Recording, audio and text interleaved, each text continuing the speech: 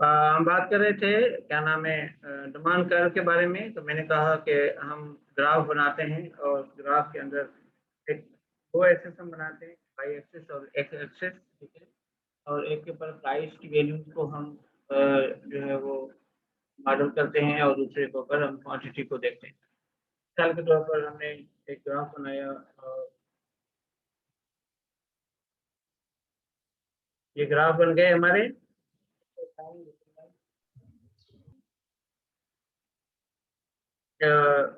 और इसको हमने 1 2 3 दो तीन लेवल जो है प्राइस की हमने दे दी और फिर उसके ऊपर हम 5 10 और 15 हमने क्वांटिटी की दे दी। यानी कि एक प्राइस जो है वो 2 है मिसाल के तौर पर, तो क्वांटिटी डिमांडेड कितनी है, 10 है, ठीक है। तो हमने इनको आपस में मिला दिया। ओके, तो हम बात कर रहे थे कि अगर प्राइस 2 है और उसके ऊपर जो है वो क्वांटिटी डिमांडेड है 10, ठीक है। अगर देखें, अगर से फॉर एग्जाम्पल प्राइस कम होती है या बढ़ती है तो क्या चीज़ होगी, अगर प्राइस हम बढ़ाते हैं क्वांटिटी जो है वो क्या हो जाएगी, डिक्रीज हो जाएगी। यानी अगर 2 रुपये प्राइस है या मतलब 200 रुपये प्राइस है तो आप उसके ऊपर 10 मतलब 10 चीज़ें खरीद सकते हैं। फिर जब जैसे ही प्राइस बढ़ जाएगी तो आप जो है वो क्वांटिटी कम डिमांड करेंगे, चीज़ें कम खरीदेंगे, ठीक है, ताकि उसको बैलेंस कर सकें। तो 2 रुपये के लिए आपने 10 दिए तो आपने 3 होगी तो आप उसके लिए जो है वो 5 आइटम या 5 जो है वो क्वांटिटी खरीद करेंगे, ठीक है। यानी क्वांटिटी हमारी डिक्रीज हो जाएगी। इस तरीके से अगर प्राइस डिक्रीज हो जाती है, कम हो जाती है, आपकी जो डिमांड है वो बढ़ जाएगी। आप फिर 1 रुपये के ऊपर या 100 रुपये जो भी आप सोचें, तो उसके ऊपर जो आपकी जो क्वांटिटी है वो क्या हो जाएगी, डिक्रीज इंक्रीज हो जाएगी, यानी 15 हो जाएगी। अब यहाँ पे देखें कि डिफरेंट जो प्राइस लेवल्स हैं उसके ऊपर क्वांटिटी डिमांड की डिफरेंट लेवल्स हैं। अगर इनको आप आपस में ग्राफ के ऊपर मिलाते हैं तो एक लाइन जो है वो ड्रा हो जाती है और वो लाइन जो है यूँ है जो कि इसको यहाँ से मिलाएगी। अगर आप ये हटा दें, सिर्फ एक लाइन इस तरह ड्रा करें और ये आगे बढ़ाते जाएं और ये जो लाइन है इन पॉइंट्स को मिलाती हुई आप इसको ले आएँ, तो ये इसको हम कहते हैं डिमांड कर्व या डिमांड ग्राफ। सही है।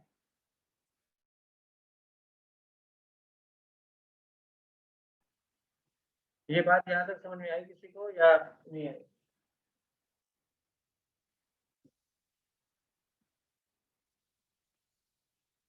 ठीक। अब यहाँ पे देखें कि जो डिमांड का फंक्शन है, हम लोग कहते हैं कि डिमांड को हम कहते हैं क्यू, ठीक है, क्वांटिटी डिमांड को क्यू से रिप्रेजेंट करते हैं। Why people buy more then price falls. एक क्वेश्चन है कि why the quantity demanded increases when the price of a particular good decreases. Can anybody tell me what is the reason behind it? हाँ जी, आप बता सकते हैं, कोई भी स्टूडेंट चले मुझे बताएं, मैसेज में बताएं भले। तो हम पूछ रहे थे कि why people buy more when price falls. Okay, so there are three major reasons. What are those reasons? When a commodity becomes cheaper, when commodity becomes cheaper, the real income of the people increases. One thing is that the real income increases. So in other words, when the commodity becomes dearer, महंगी हो जाती है, तो real income जो है है ना, तो वही से एक एन इनकम मेथड। जिस तरह मैंने आपको एग्जांपल दी कि you have 1000 rupees okay at your disposal for 1 week और फॉर जो भी आपका टाइम पीरियड। अगर आप महंगी चीज लेंगे तो पीछे जो बचता है, जो चीजें जो वो उसको हम कहते हैं रियल इनकम। जो चीजें भी आपके पास पीछे बच जाए वो डिक्रीज हो जाती है, ठीक है। और अगर चीज सस्ती मिलेगी तो आपके पास जो रिमाइंडर है, जो रियल इनकम है, पैसा बचता है वो आपके पास ज्यादा हो जाएगा, उससे आप ज्यादा खरीद सकेंगे।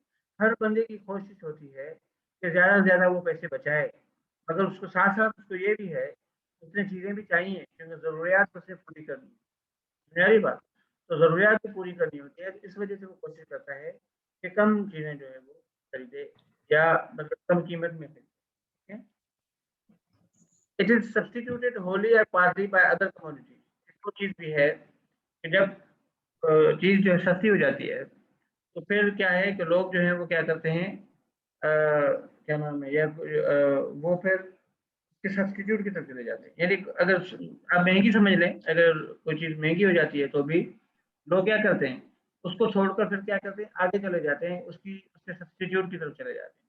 जैसा मैंने कहा कि अगर चीनी बहुत ज़्यादा महंगी हो जाए तो हम उसके सस्ते जो उसका ऑप्शन है उसकी तरफ चले जाएंगे। अगर एक वक्त था जब पेट्रोल की प्राइसेस उन्होंने इंक्रीज कर दी थी, फिर क्या हुआ, लोग जो है सीएनजी की तरफ शिफ्ट हो गए कि पेट्रोल की निस्बत जो सीएनजी है वो उन्हें सस्ती पड़ती है।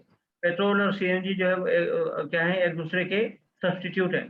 सब्स्टिट्यूट वो प्रोडक्ट है, लास्ट टाइम हमने पढ़ा था कि जो किसी एक प्रोडक्ट के अगेंस्ट उसके सिमिलर बेनिफिट जो है वो प्रोवाइड करती है। मिसाल के तौर पर वही बेनिफिट जो आपको पेट्रोल प्रोवाइड कर सकता है, ठीक है, और सेम आपको जो है वो प्रोवाइड कर सकती है सीएनजी भी प्रोवाइड।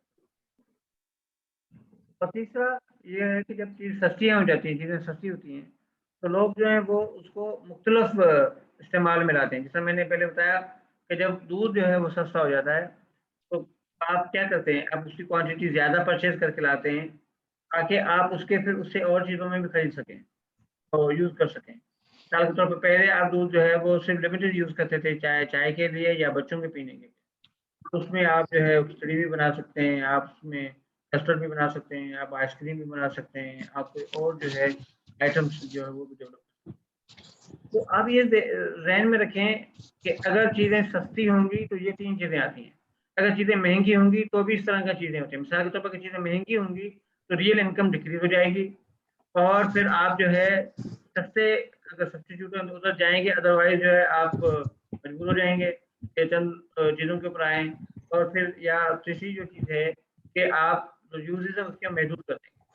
जिस तरह मैंने कहा दूध अगर आपका सस्ता हो जाता है तो आप और चीज़ों में खरीद करते हैं और जगहों पे भी इस्तेमाल करते हैं।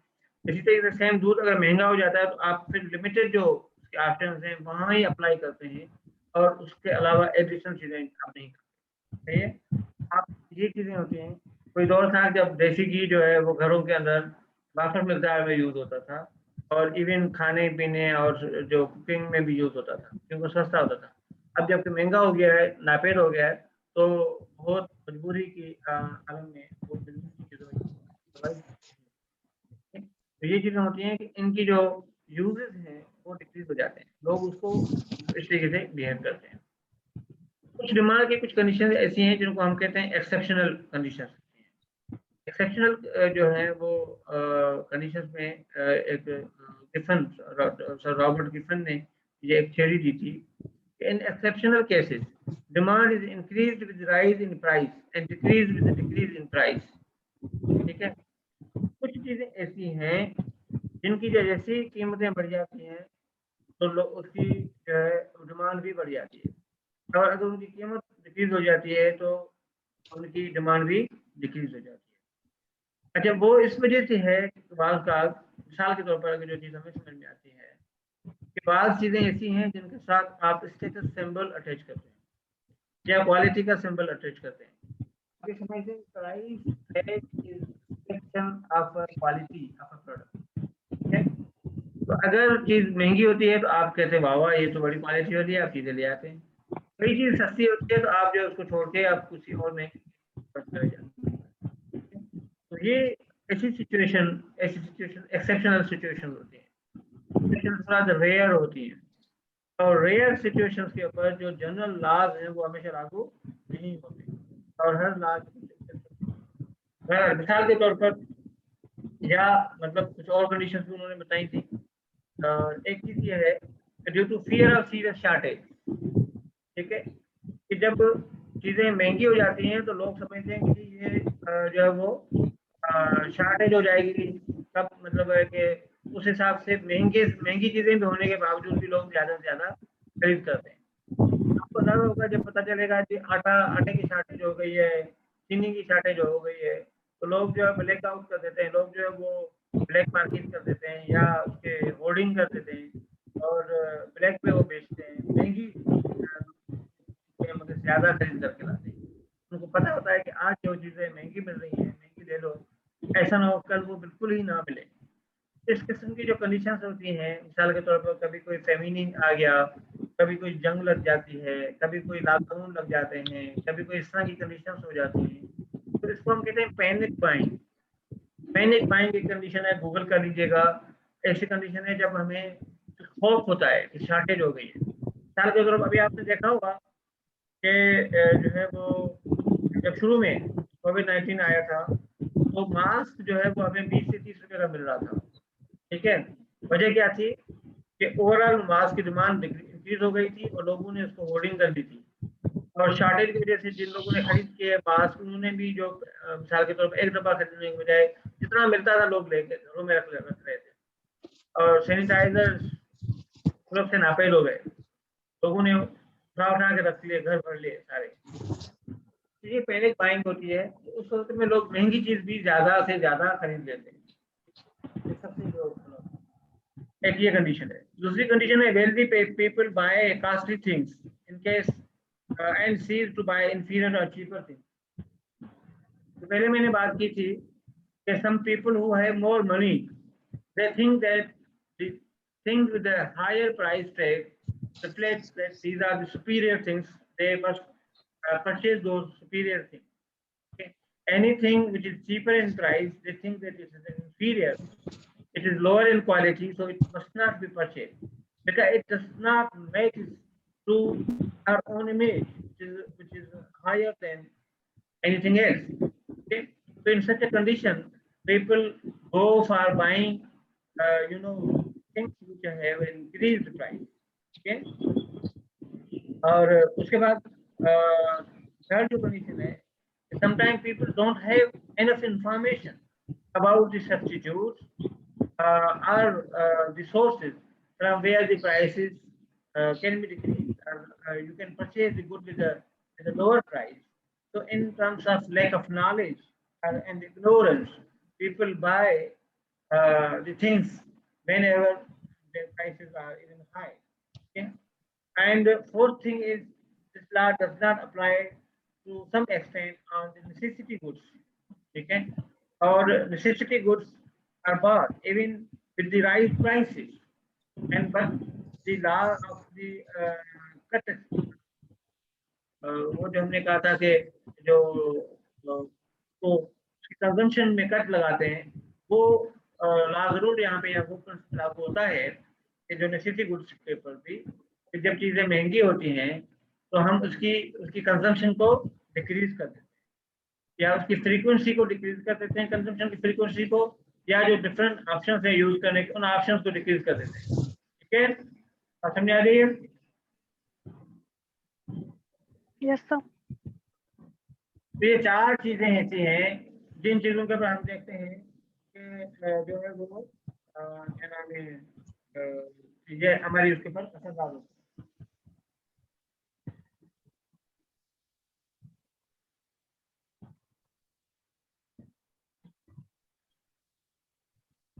अगली जो चीजें हैं तो है causes of changes in demand.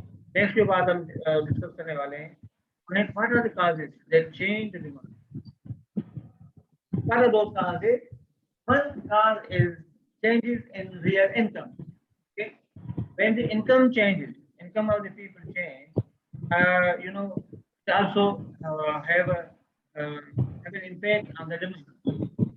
खासतौर पर अगर आपकी जो है चीजें थोड़ी सी सस्ती हो जाती है, ठीक है, तो हमने कहा जब चीजें सस्ती होती हैं तो हम हमारी रियल इनकम जो है वो क्या हो जाती है,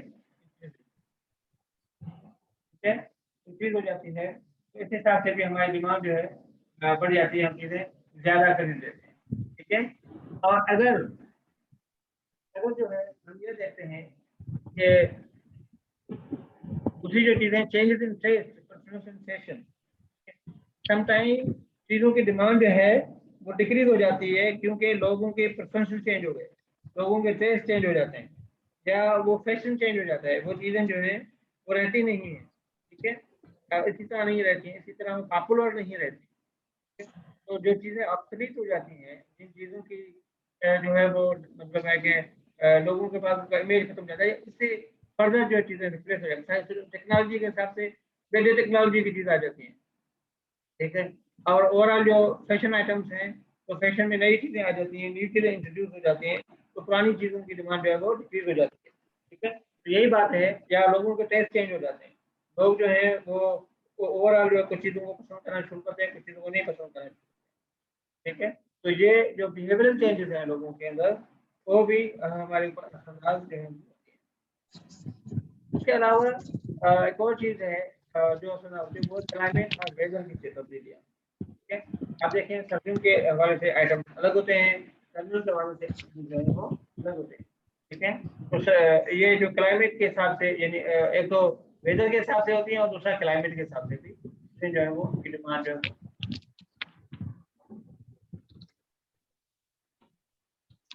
अगली जो चीजें हैं वो changes in the size and composition of the population. हाँ, ये भी इतना इम्पोर्टेंट है कि अगर जनरली देखा जाए तो द वे और पॉपुलेशन और डेमोग्राफिक्स आर देयर। ठीक है, यानी कि जो जो जो पोजीशन है वो भी असरअंदाज होती है। मिसाल के तौर पर अगर आपकी पॉपुलेशन में चिल्ड्रन की तादाद ज्यादा है, वो प्रोडक्ट जो बच्चों से रिलेटेड होती हैं उनकी डिमांड भी ज्यादा होगी। हाँ, उन आपको की डिमांड ज्यादा। अगर ऐसी अगर आप देखें कि आपकी पॉपुलेशन यंगर जनरेशन के मकबूल है, तो वो प्रोडक्ट जो कि यंगर लोगों में मकबूल है, नौजवानों में मकबूल है, उनकी डिमांड ज़्यादा है। और अगर आपकी पॉपुलेशन जो है बूढ़ों के ऊपर ज़्यादा मुश्तमिल है, जैसा कंट्रीज हैं इटली वगैरह के, वहाँ पे हो जाता है। और वहाँ देखें कि होम केयर की और इस तरह की जो चीज़ें हैं जो है वो पेरेंट्स केयर के डिमांड बढ़ जाती हैं। किस्म की जो मेडिसिन है जो पर्टिकुलर एज ग्रुप के साथ रिलेट करती है, उनकी डिमांड वापस उन एरियाज में बढ़ जाती है। तो जो पॉपुलेशन की कंपोजिशन है वो भी ओवरऑल डिमांड के ऊपर असरअंदाज होती है और चेंज। उसके अलावा एक और चीज है कि जो गवर्नमेंट की पॉलिसीज होती हैं, जो मॉनेटरी पॉलिसीज हैं, ठीक है, और जो कि कॉस्ट ऑफ कैपिटल को मेजर करती हैं या इंटरेस्ट रेट को मेजर करती हैं, और उस दो पैसे की सप्लाई के जो है वो के ऊपर असरअंदाज होती है। और उसके अलावा जो एक्सचेंज रेट हैं वो भी असरअंदाज होते हैं। मिसाल के तौर पर रुपए की कीमत जो है, वैल्यू जो है वो गिर जाती है। ठीक है, तो भी जो है वो आप देखेंगे रुपए की जो वैल्यू डॉलर के मुकाबले में गिर जाती है, मनी सप्लाई के हिसाब से कि वो उसके कम होने या ज़्यादा होने में। ठीक है, तो वो भी डिमांड के ऊपर जो असरअंदाज होती है। मिसाल के तौर पर पहले 1,000 रुपये में जो चीज़ें आप खरीद सकते थे, अब आप वही चीज़ें जो है 1,000 रुपये में नहीं खरीद सकते, क्योंकि पैसों की वो जो वैल्यूएशन है वो डिक्रीज हो गई। इसके अलावा change in price of the commodity, और ये इतना इंपॉर्टेंट चीज है जो कि हम शुरू से डिस्कस करते हुए आ रहे हैं कि प्राइस जो है itself is a prime factor that have an impact on the demand of that commodity. Okay, if the price increases the demand decreases, if the price decreases the demand increases. Okay, और उसके अलावा changes in the savings. If people have more propensity to save, they will uh, they will have a lower amount as a disposable income, and which may be used for the purchase of the goods and the services. तो इसका मतलब ये हुआ, अगर लोगों के अंदर ये एक रुझान है कि वो ज्यादा से ज्यादा सेव करना चाहते हैं, तो वो भी डिमांड के ऊपर फर्क होता है, क्योंकि लोग फिर अपनी परचेज को कट करते हैं। उस वक्त जो है वो फिर परचेज को यूं कट करते हैं कि एक तो मैंने कहा कि जो नेसेसिटी गुड्स है उन तक महदूद रखते हैं, अगेन नेसेसिटी गुड्स को भी वो फर्दर कर्टेल करने की कोशिश करते हैं कि उनके फर्दर यूजेस को भी डिक्रीज करते हैं। इस हिसाब से जो जो कॉम्प्लीमेंट्री गुड्स हैं उनकी डिमांड डिक्रीज हो जाती हैं, और जो लग्जरी गुड्स हैं उनकी डिमांड भी डिक्रीज हो जाती है, जब लोग सेविंग्स की तरफ जो ज्यादा आते हैं, जब लोग ज्यादा ज्यादा सेव करने के चक्कर में हैं। उसके अलावा एक्सपेक्टेशन और एंटिसिपेशन से नजरअंदाज होती है। मिसाल के तौर पर अगर आपको पता चले कि जी कीमतें कुछ अर्से के बाद किसी कमोडिटी की कम हो रही है, तो उसके वो जो टाइम पीरियड है जो फॉर्म का, उस टाइम पीरियड में उस चीज की डिमांड कम हो जाती है। ठीक है जी, अभी नहीं खरीदते, अर्से के बाद की कीमतें कम हो जाएंगी, फिर खरीद लेंगे।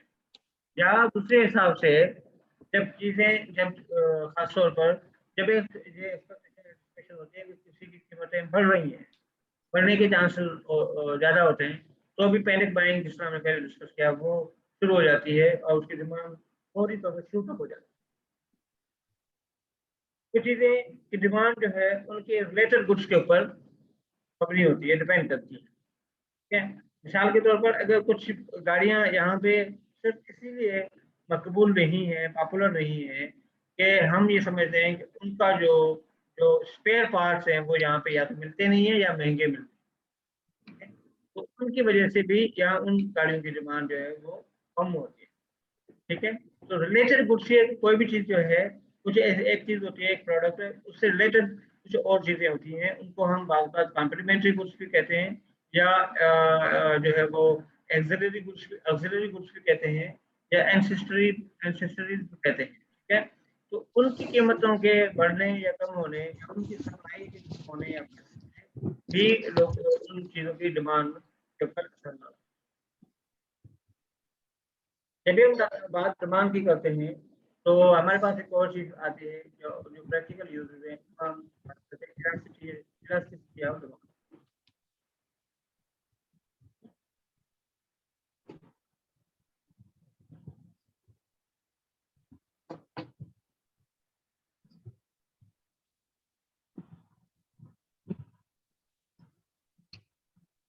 Elasticity of demand क्या है? It is the measure of a relative change in amount purchased in response to relative change in price on a given demand curve.